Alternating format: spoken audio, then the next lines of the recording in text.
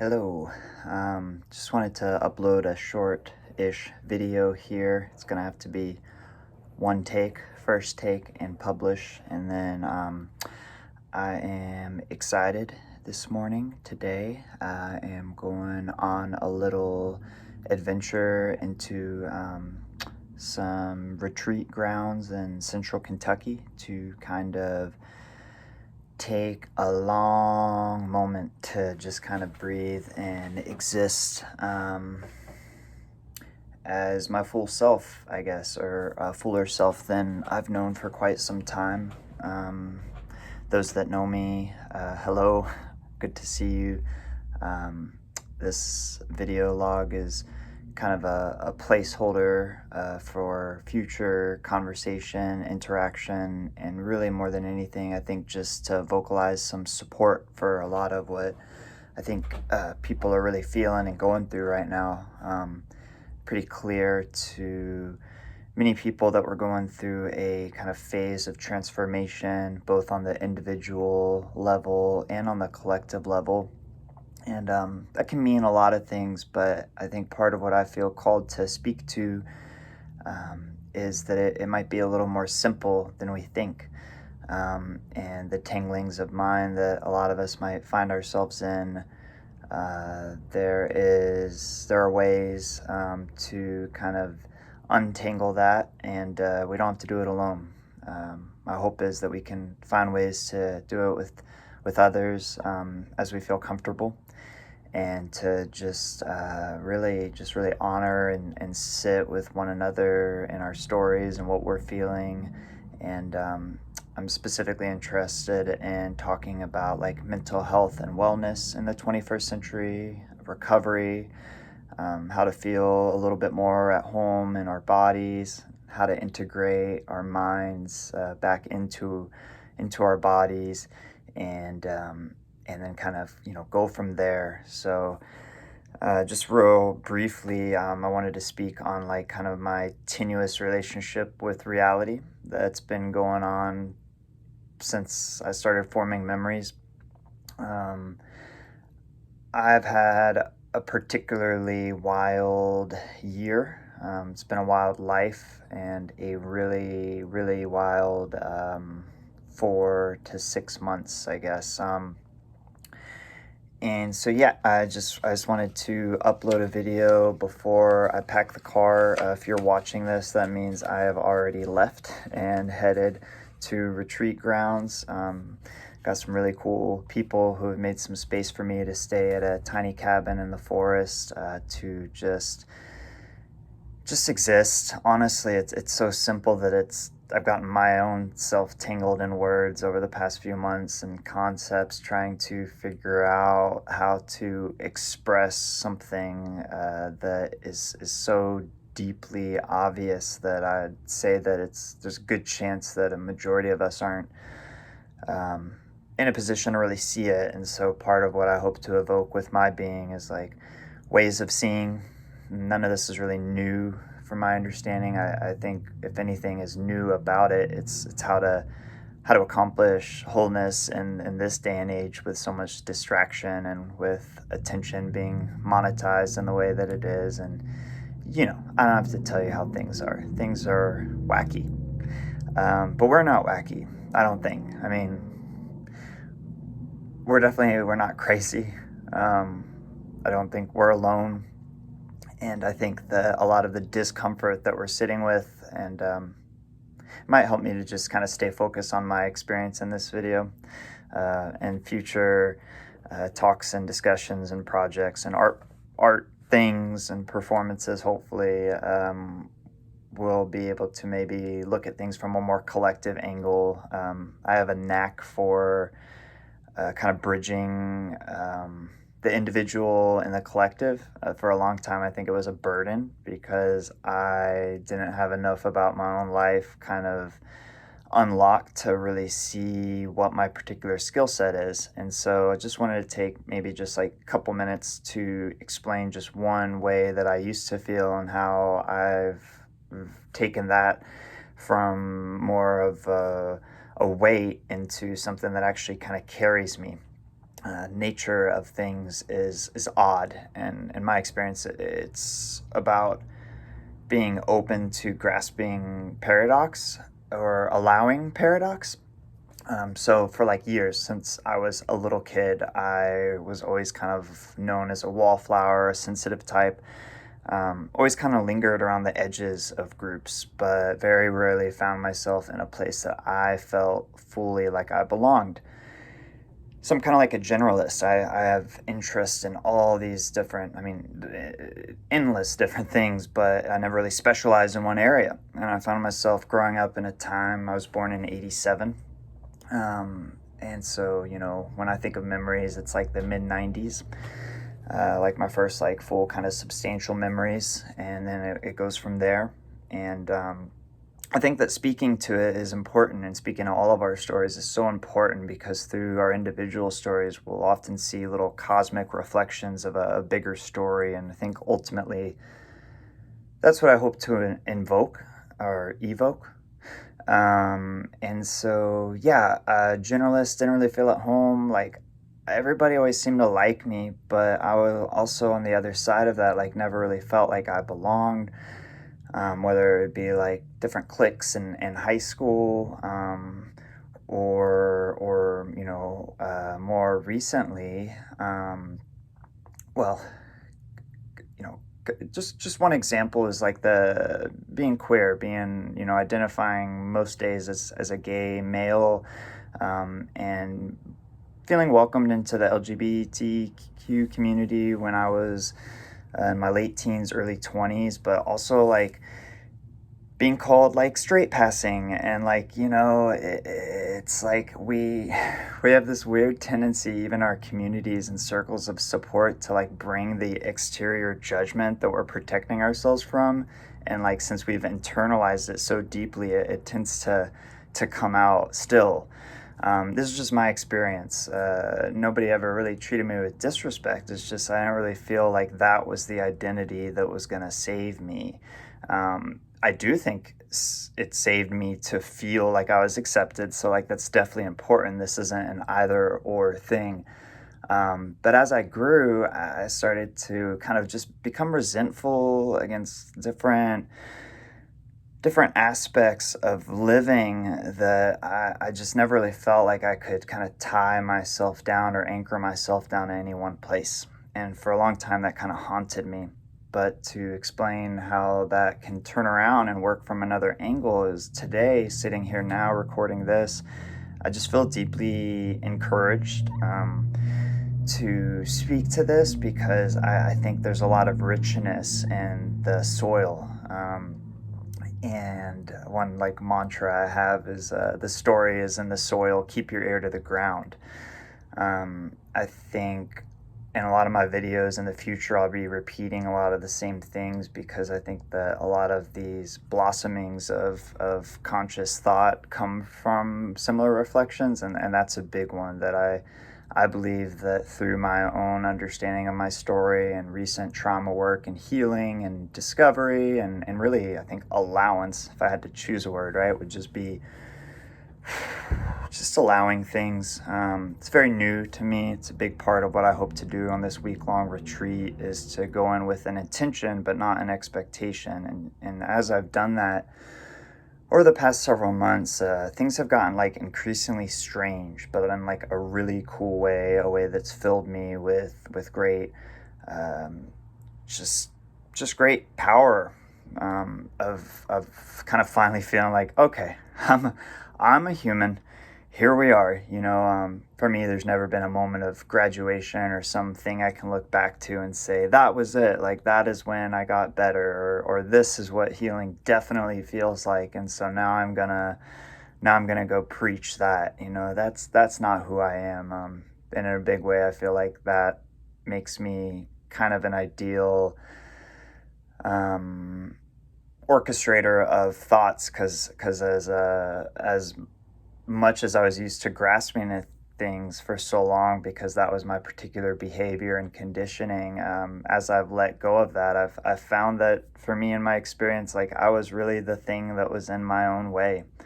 And as I started to figure out what that meant for me, and kind of integrate a lot of my subconscious trauma, like experience in trauma and things that I could really never shake, things that I couldn't even begin to face until somewhat recently.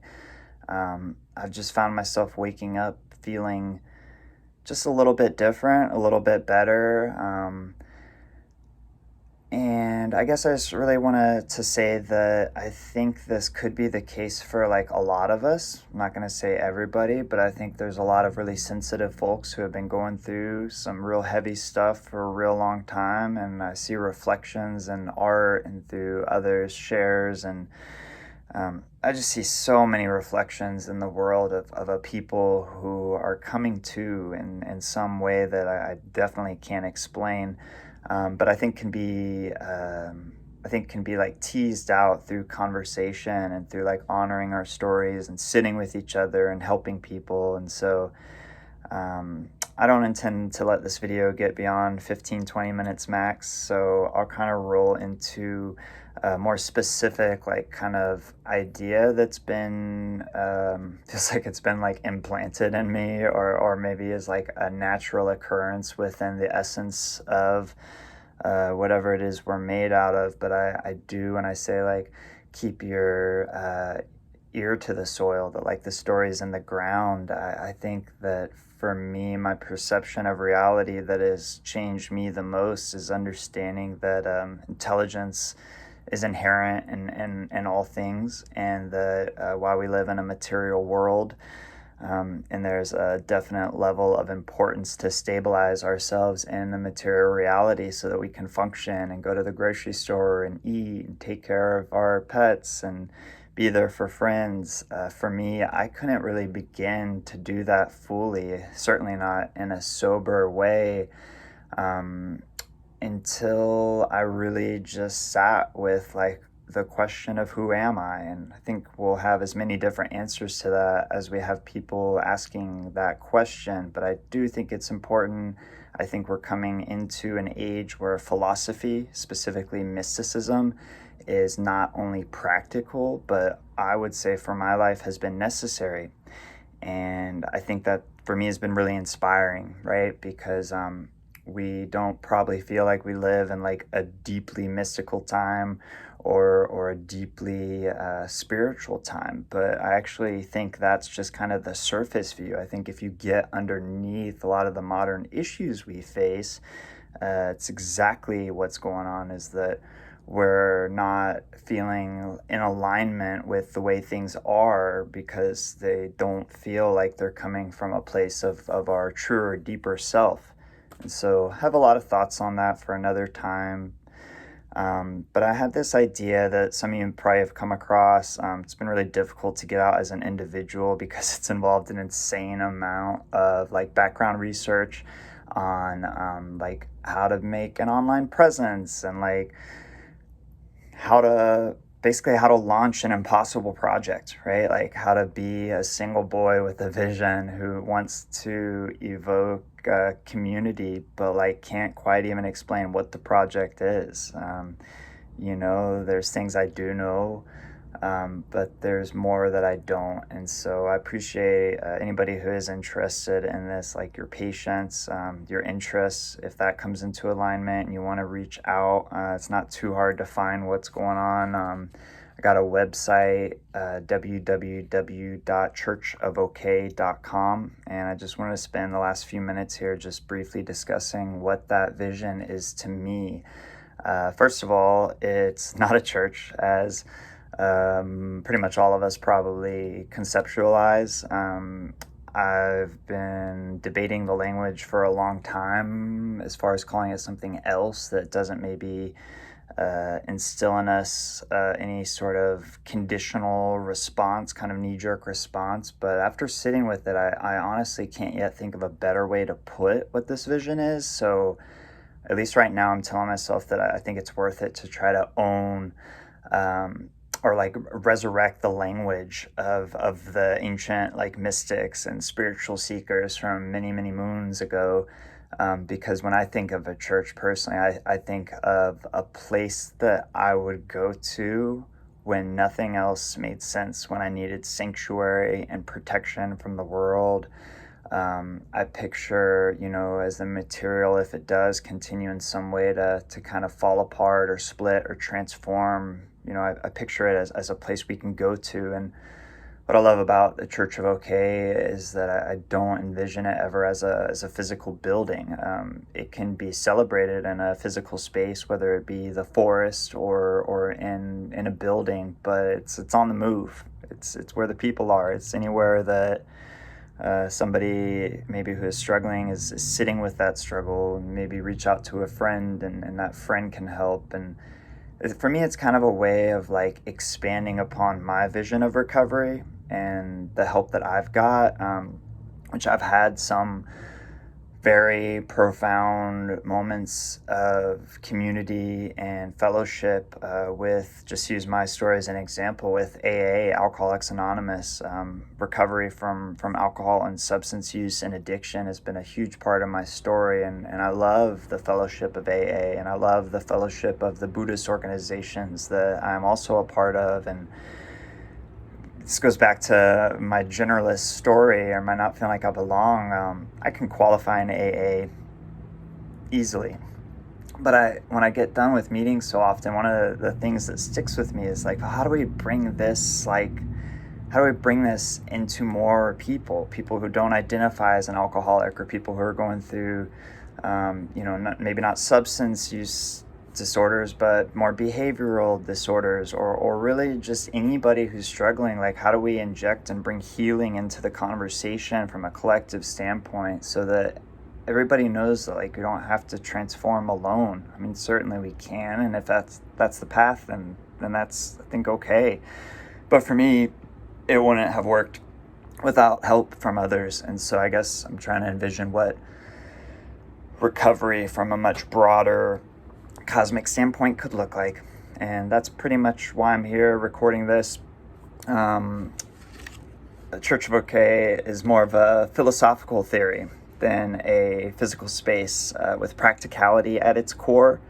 I think if we hold space, we'll see that a deeper intuitive intelligence permeates our being and is infected with our story as what I'll just say is a multidimensional being. And, for me, one of the biggest, if there is like a statement, is that we're actionable advocates for one another, for mental health, addiction, and recovery, for the queer and trans community, for the houseless. I would like to believe that we will stand in solidarity with all oppressed people, because a lot of us who maybe have felt mentally unwell at different times feel a sense of oppression within ourselves, that even if we can't understand what it's like to be oppressed by, the tyrants of today and just all of the shit, right? We know what it's like to be oppressed in our own minds, and finding healing from that, finding some safety. For me, when you heal and recover, you'll find a lot of spaciousness, where thoughts occur less rigidly. They become more creative. The artistic journey becomes more obvious. And for me, artistic and spiritual can often be pretty synonymous with one another. A big reason I haven't shared more videos or writing or script writing so far, like I've mentioned I'm interested in, is because it's really, really difficult to speak in this language, in English, especially in the West, with our conceptions, and it's really difficult to be non-exclusionary. I think a lot of systems, by their nature, kind of as I discussed when telling my story about feeling like an outsider, like exclusion, it runs so deep in our conditioning as humans that we tend to find comfort and then exclude people from that and say, well, they are, we're just always separating. And honestly, I'm just so tired of that. Been tired of it for a long time, and only recently did I understand that that's something worth for me just letting go of separation, letting go of thinking that anybody deserves grace or healing or forgiveness and somebody else doesn't. I guess I'm pretty far out as far as the extreme goes on like the love end, something I feel very, very connected to. And so, um, more on everything else another time. I appreciate anybody who does have an interest in some of this, like what is going on. Part of the reason that I feel like this project is for me worth putting so much time and effort into is because it makes me feel good. It gives me a deep sense of purpose, but I also feel like a lot of the groundwork for recovery and transformation is already being done by individuals, being done by a lot of cool groups, being done in so many different ways, so many different just darn good people doing really good work. I think where this could fit into that picture is I have a fear that we're going to stay isolated in that good work. And as we feel better through certain methods and means, we're going to probably have a tendency to say that, well, that's what worked for me. And so this has to work for everybody. And if you don't believe in this thing, then that's cool. But like, this is the thing. And I guess part of what the Church of OK is in my mind is kind of like an absorber, like a conduit between organizations that are doing the good work. And it's a place to launch myself as an artist in a world that I felt like I didn't belong in. And it could be that for other people, a place for to feel safe and maybe discussing with like small groups or however we want to do it to explain how we really feel and to maybe do art, do poetry, do paints, like whatever we feel like doing to just express that deeper aspect of us. Because I know one of my favorite parts in AA meetings is pretty much the whole meeting is just listening to people and listening to their stories. And I'm so in love with hearing people being raw and honest and just expressing their stories. And it's really important to me that everybody has a chance to do that, no matter what their means or their background are, no matter what the pigmentation of their skin is, no matter where we've been. When I think of a church, like what I really want it to be has pretty much nothing to do with concepts or belief in something outside of ourselves. I think it has everything to do with just hoping or believing or having faith that like maybe we're okay here. And for me, like sitting with that, sitting in my own life, facing my fears, just being okay is not just enough. It's the gateway into how to gain new insight and energy so that we can live our lives a bit more freely and feel more at home in our bodies. And yeah, I don't want anybody to think that they're too odd or too strange or too this or too that. I don't think we can break free from our historical conditioning without being able to like discuss it. And so I hope to just open up rooms and places and the trees to just discuss and listen to music and share ideas. And so I'll work on that end right now. I'm going to pack my car and head down for a week into a retreat. During one of the darkest weeks of the year as far as the solar cycles and everything goes, and I'm so proud to be here and sitting here. I'm very grateful. If you're listening to this, I care deeply for you. You are loved.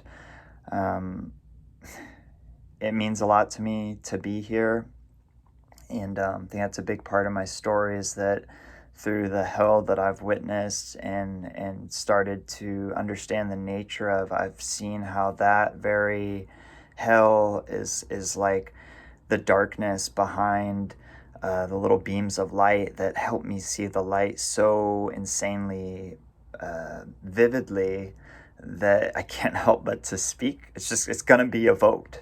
And instead of me just enjoying this life as a singular individual who finds himself finally at home here, I'm hoping to kind of like let my weird out and like let some of these ideas out that it feels like the inner Devin has, this story in my soil, and just like not just keeping my ear to the ground, but whispering like, "Hey, what if it's like this thing?" and just kind of letting that out. So yeah, I'm excited. I appreciate everybody holding space for me.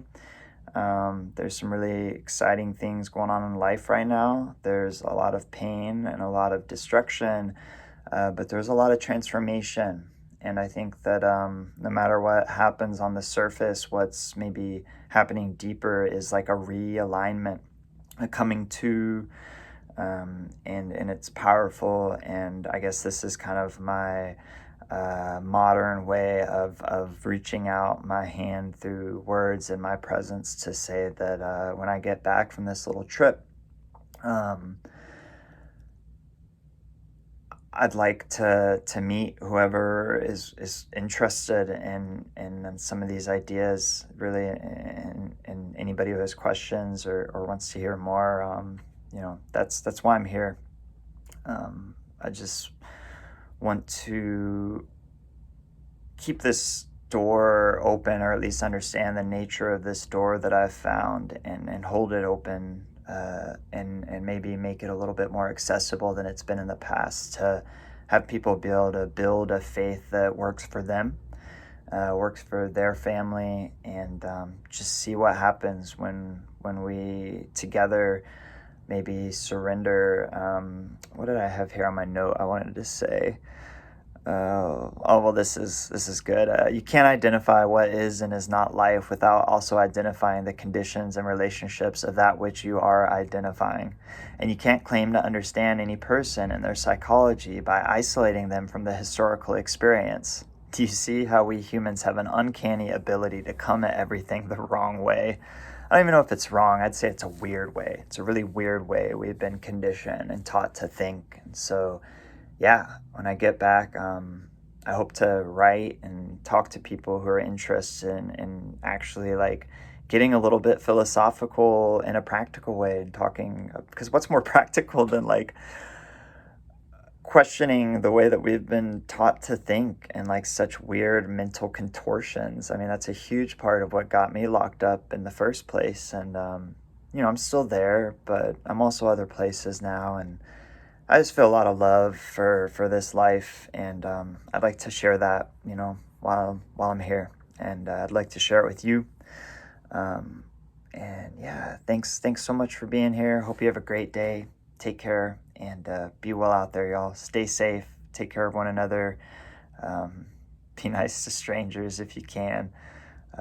It's a lot of confusion, but I think we're far less divided than we've been made to think. Actually, I think we're uniting, and I'd just like to do my part and saying what that's all about. So I love you. Peace.